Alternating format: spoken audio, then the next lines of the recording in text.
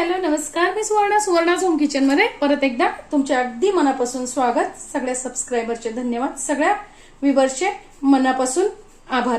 सध्या मी रोज उपवासाचे छान छान नवीन नवीन पदार्थ टाकतीये.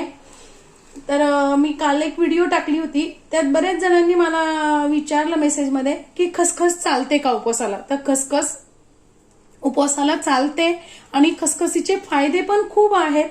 तर तुम्ही नक्की जरूर जरूर खसखस वापरा उपवासाच्या याच्यात, कारण खसखसीचे खूप असे फायदे आहेत. पण आता मी खसखसीचे फायदे सांगितले तर व्हिडिओ खूप मोठी होऊन जाईल. मी त्याच्यासाठी स्पेशल एखादी व्हिडिओ बनवेल. मी आज तुम्हाला दाखवतीये खूप छान असं खमंग खुसखुशीत भाजणीचं थालपीठ. तर मी भाजणी कशी खमंग खुसखुशीत भाजणी कशी भाजायची ते मी व्हिडिओ टाकलेला आहे, तो नक्की जाऊन बघा. तर आज मी त्याचंच थालपीठ कसं बनवायचं ते तुम्हाला दाखवणार आहे. भाजणीचं थालपीठ बनवण्यासाठी मी इथे घेतलेली आहे 2 वाट्या भाजणी घेतलेली आहे उपवासाची.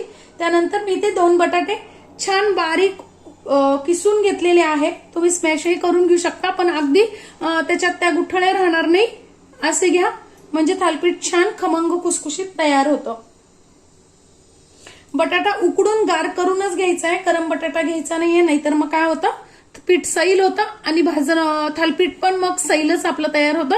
थोडंसं पीठ घट्ट भिजवलं ना की थालपीठ पण खमंग आणि खुसखुशीत तयार होतं. 1 चमचा टाकून घ्यायचंय मीठ तुम्ही चवीनुसार कमी अधिक करू शकता. ती अर्धा चमचा मी साखर टाकलेली आहे.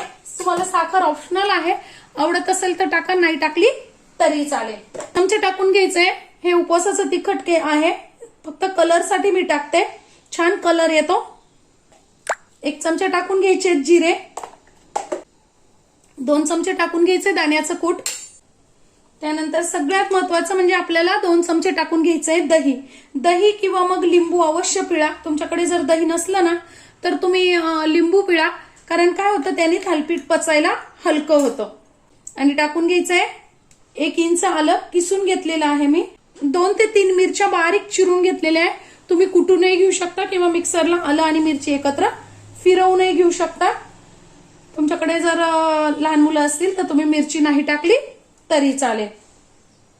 आणि भरपूर अशी घालून घ्यायची आपल्याला कोथिंबीरीने थालपीठ छान खुसखुशीत खमंग होतं आणि वासही थालपीठाला छान येतो. आता एक छान पहिले आपण जे दही टाकलेलं आहे ना त्यात असं मिक्स करून घ्यायचंय.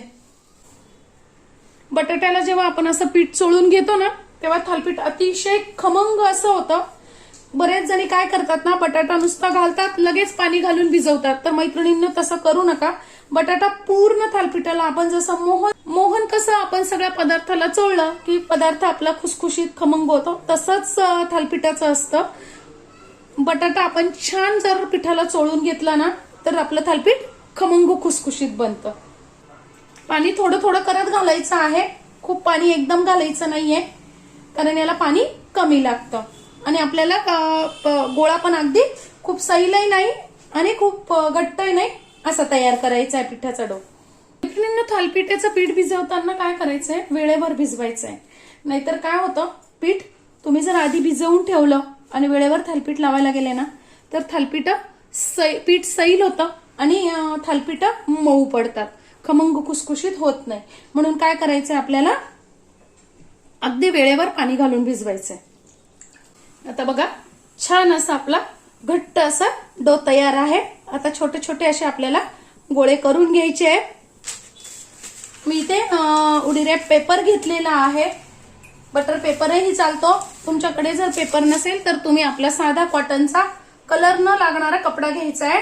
असा एक गोळा तयार करून घेतला की काय करायचंय, थोडासा पाण्याचा हात घेऊन छान थालपीठ असं थापून घ्यायचंय. त्याच्यावर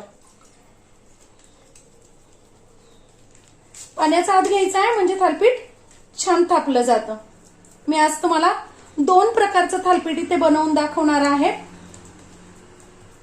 या पद्धतीने छान थालपीठ असं खूप जाडही नाही आणि खूप पातळही नाही, असं छान थापून घ्यायचंय. थोडंसं तूप लावून घ्यायचंय, तुम्ही तेल बटर काही लावू शकता. आपलं थालपीठ त्यावर टाकून घ्यायचंय, थोडंसं प्रेस करायचंय वरतून, म्हणजे थालपीठ पटकन निघतं.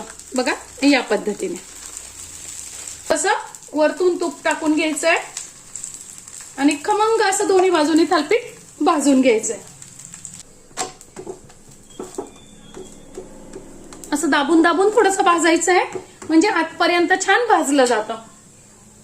मिडियम गॅसवर भाजायचंय. खूप मोठ्या गॅसवर जर तुम्ही भाजलं ना तर थालीपीठ वरतून भाजलं जाईल पण आतून कच्चं राहील. बघा खमंग खुसखुशीत असं आपलं भाजण थालीपीठ तयार आहे. बघा मी तुम्हाला अजून थालीपीठ याच भाजणीच्या पिठाच्या पुऱ्या कशा बनवायच्या ते दाखवते. एक छोटासा गोळा घ्यायचा आहे. तुम्ही पाहिजे तर असा हातावर थापून असाही करू शकता. पातळ छान असा मी पेपरवरच करतेय. बघा या पद्धतीने थोडासा पाण्याचा हात घ्यायचा आहे आणि छान असा छोटासा गोल तयार करून घ्यायचा आहे पुरीसारखा. एकीकडे मी लगेच तेल तापायला ठेवलेलं आहे आणि तेलात असं सोडून द्यायचंय. तेल छान तापवून घ्यायचंय. तेल एकदा तापलं की मीडियम गॅसवर आपल्याला छान मस्त खमंग कुरकुरीत होईपर्यंत तळून घ्यायचंय. बघा किती मस्त असा आवाज येतोय तुम्हाला. कुरकुरीत खमंग असं थालीपीठ आपले तयार आहे. तेलकटही होत नाही. जरी आपण तळून केलं ना तरी अजिबात तेलकट होत नाही. बघा मैत्रिणींनो आपलं किती खमंग खुसखुशीत असं थालीपीठ तयार झालेलं आहे. मी तुम्हाला दाखवते. असे थालीपीठ तुम्ही नक्की करून बघा भाजणीचे. खूप सुंदर होता. हे थालीपीठ आपलं मस्त खमंग खुसखुशीत झालेलं आहे. असंही छान होतं आणि तुम्हाला जर म्हणजे अजिबात बघा तेलकट सुद्धा अजिबात होत नाही. कुठेही तेल अजिबात राहत नाही थालीपीठाला. मस्त असं थालीपीठ आपलं तयार होतं. मी तुम्हाला एक तोडून पण दाखवते. बघा किती खुसखुशीत मस्त असं आपलं थालीपीठ तयार झालेलं आहे. तुम्ही या पद्धतीने नक्की करून बघा थालीपीठ. खमंग खुसखुशीत असं थालीपीठ. आजची माझी ही रेसिपी तुम्हाला कशी वाटली कमेंट्समध्ये नक्की सांगा. चॅनलवर नवीन असाल तर चॅनलला लाईक, सबस्क्राईब आणि शेअर करा. धन्यवाद.